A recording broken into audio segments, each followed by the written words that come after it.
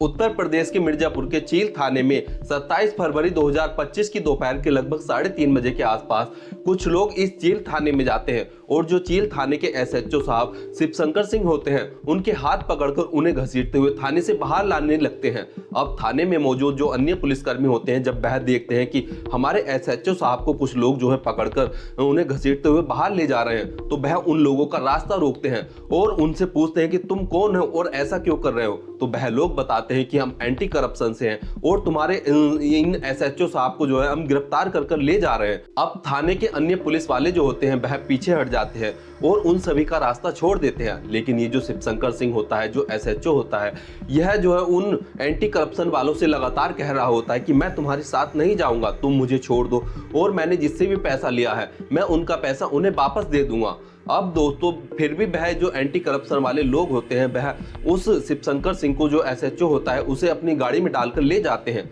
आखिर इस पूरी कहानी के पीछे क्या वजह रही कि एंटी करप्शन वालों ने एक पुलिस वाले को जो है उसके थाने से ही गिरफ्तार कर उसे अपने साथ ले गए। इस पूरी कहानी को जानने के लिए देखते रहिए पूरी वीडियो को। नमस्कार दोस्तों, मैं आपका अपना पुष्पेंद्र कुमार सैनी और आशा करता हूं कि आप सभी स्वस्थ होंगे, मस्त होंगे और अपनों का ख्याल रख रहे होंगे। दरअसल इस पूरी कहानी की शुरुआत आज से लगभग 20-22 दिन पहले होती है जब इसी चील थाने के अंतर्गत आने वाले लखनपुर गांव की एक युवती के साथ यौन शोषण होता है। अब यह युवती जब इस बारे में अपने घर वालों को, अपने माँ बाप को बताती है तो वह उनका भी रो रो कर बुरा हाल हो जाता है और वह भी काफी हैरान परेशान हो जाते हैं। और जब इस युवती के मामा को इस बारे में पता चलता है तो वह भी अपनी भांजी से मिलने के लिए उसके घर पर पहुंचता है और अपनी भांजी के जो उसके जो बहनोई होते हैं उनसे बोलता है कि तुम्हें कोई घबराने वाली बात नहीं है, मैं अपनी भांजी को जो है इंसाफ दिलाकर रहूंगा। और वह जो उस युवती का मामा होता है वह अपनी भांजी को लेकर जो है चील थाने में पहुंचता है। अब लड़की के मामा चील थाने के एसएचओ शिवशंकर सिंह से बताते हैं कि साहब,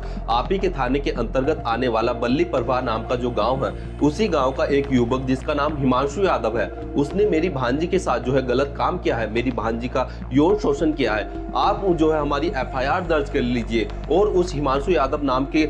लड़के के खिलाफ जो है सख्त से सख्त एक्शन लीजिए। लेकिन ये जो एसएचओ साहब शिवशंकर सिंह होते हैं यह उस लड़की के मामा की बात को अनसुना कर देते हैं और उनकी एफआईआर दर्ज नहीं करते हैं। अब लड़की के मामा जो होते हैं वह काफी ज्यादा हैरान परेशान हो जाते हैं कि चील थाना पुलिस भी उनकी कोई बात नहीं सुन रही है। तो वह उच्च अधिकारियों के पास जाते हैं और उनसे जो है अपनी सारी बात बताते हैं कि साहब, ऐसे ऐसे मेरी भांजी के साथ जो है गलत काम हुआ है और हम चील थाना प्रभारी के पास भी अपनी एफआईआर दर्ज कराने के लिए गए थे लेकिन उन्होंने हमारी एफआईआर दर्ज नहीं की है। तो यहाँ पर जो उच्च अधिकारी होते हैं वह उन लड़की के मामा को दिलासा देते हैं कि तुम अब चील थाने में जाइए और आपकी जो है एफआईआर दर्ज कर ली जाएगी। तो यहाँ से लड़की के जो मामा होते हैं वह चील थाने में जाते हैं और वह फिर से जो है एसएचओ साहब शिवशंकर सिंह से बोलते हैं कि साहब, अब तो हमारी एफआईआर दर्ज कर लीजिए। लेकिन फिर भी शिवशंकर सिंह जो होते हैं वह लड़की के मामा की एक नहीं सुनते हैं और उनकी एफआईआर दर्ज नहीं करते हैं। अब ऐसे ही करते करते लगभग 20 दिन का समय बीत जाता है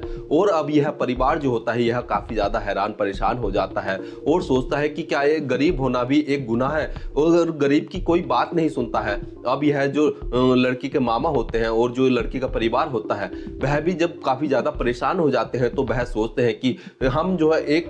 शिकायत जो है आईजीआरएस यानी कि जन सुनवाई पोर्टल पर करते हैं। आईजीआरएस जो होती है वह उत्तर प्रदेश के सभी जिलों के लिए होती है और यह जो है पूरे उत्तर प्रदेश के लोगों के लिए होती है। अब यह परिवार चील थाने के एसएचओ शिवशंकर सिंह पर जब आईजीआरएस करता है तो इस पूरे मामले को संज्ञान में लेने के लिए जो है एंटी करप्शन डिपार्टमेंट को इस पूरे मामले की सच्चाई जानने के लिए सौंप दिया जाता है। अब जो एंटी करप्शन डिपार्टमेंट होता है वह इस परिवार से जो है संपर्क साधता है और उनसे बातचीत करता है कि क्या हुआ है। तो वह परिवार बताता है कि साहब, मैं ऐसे ऐसे जो है उस परिवार इस चील थाने में जो है अपनी एफआईआर दर्ज करवाना चाहते हैं और जो वह वहाँ के एसएचओ साहब शिवशंकर सिंह हैं वह हमारी एफआईआर दर्ज नहीं कर रहे हैं और वह हमसे जो है रिश्वत की डिमांड कर रहे हैं। और पहले तो उन्होंने हमसे 50,000 रुपए की डिमांड की थी लेकिन जब हमने उनसे बार्गेनिंग की तो उन्होंने हमसे 30,000 रुपए की डिमांड रखी है और हमने इसी चीज से परेशान होकर जो है आईजीआरएस कंप्लेंट की थी। एंटी करप्शन डिपार्टमेंट इस परिवार की सब बातें सुनने के बाद जो है इस मामले को संज्ञान में लेते हैं और डीएम साहब को जो है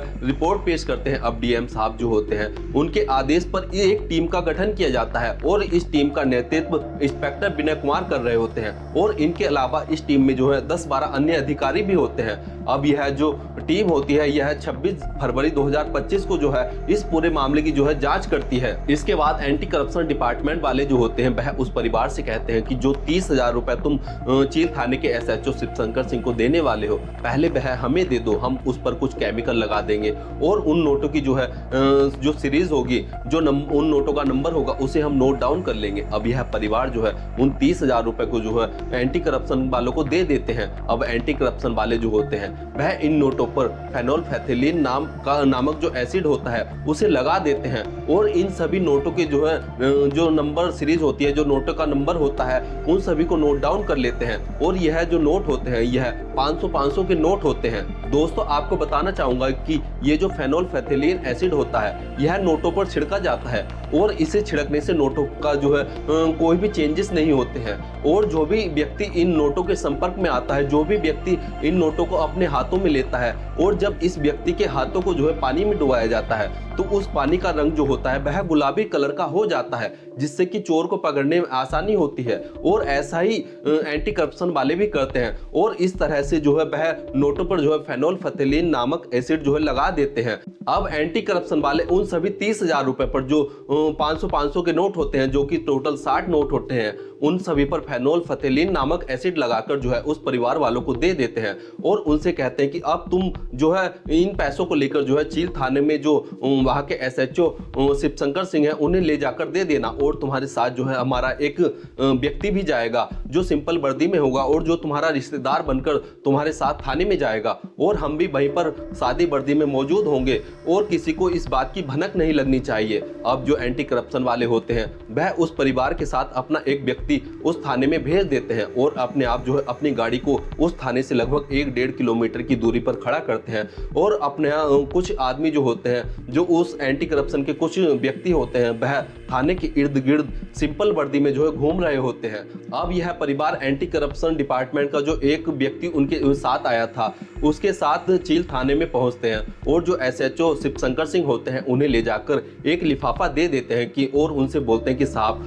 जिस चीज की आपने डिमांड की थी वह इस लिफाफे में है और अब हमारा एफआईआर जो हमारी भांजी के साथ जो दुष्कर्म हुआ है उसकी एफआईआर दर्ज कर लीजिए। अब जो ये एसएचओ साहब होते हैं वह मुस्कुराते हुए बोलते हैं कि अब तुम्हें घबराने वाली कोई बात नहीं है, अब हम इस पूरे मामले को देख लेंगे और अब तुम घर पर जाइए। तो वह परिवार, जब वह जो व्यक्ति होता है उस परिवार का वह व्यक्ति जब थाने से बाहर आता है और वह बोलता है, वह फोन कर एंटी करप्शन डिपार्टमेंट को फोन कर बताता है कि साहब मैंने तो अपना काम कर दिया है, अब तुम्हारी बारी है। तो अब जो एंटी करप्शन डिपार्टमेंट का जो एक व्यक्ति उस परिवार के साथ थाने में गया था वह उस थाना प्रभारी जो एसएचओ शिवशंकर सिंह था उस पर नजर बनाए रखे था। तो जैसे ही वह शिवशंकर जो सिंह होते हैं, एसएचओ साहब होते हैं, वह उस नोटों को जो है चेक करते हैं, उन नोटों को गिनने लगते हैं और गिनने के बाद उस लिफाफे में वापस रखकर अपनी जेब में रख लेते हैं। तो वह तुरंत अपनी टीम को इन्फॉर्म करता है और तुरंत टीम वहां पर चील थाने में पहुंचती है और तुरंत थाने के अंदर पहुंचकर जो एसएचओ शिवशंकर सिंह होते हैं उन्हें अरेस्ट कर उनके हाथ पकड़कर उन्हें घसीटते हुए जब बाहर लाने की कोशिश करती है तो जो थाने के अंदर अन्य पुलिसकर्मी होते हैं वह देखते हैं कि हमारे थाने की जो एसएचओ साहब है उनके ऊपर जो है 10-12 व्यक्तियों ने जो है उन्हें पकड़कर उन्हें थाने से बाहर ले जा रहे हैं। तो वह उनका रास्ता रोकते हैं और उनसे पूछते हैं कि तुम ऐसा क्यों कर रहे हो। तो वह बताते हैं कि हम एंटी करप्शन डिपार्टमेंट से हैं। तो यहाँ पर जो थाने के अन्य अधिकारी होते हैं, जो अन्य पुलिसकर्मी होते हैं, वह उन एंटी करप्शन डिपार्टमेंट वालों का जो है रास्ता छोड़ देते हैं और वह एंटी करप्शन वाले जो होते हैं वह एसएचओ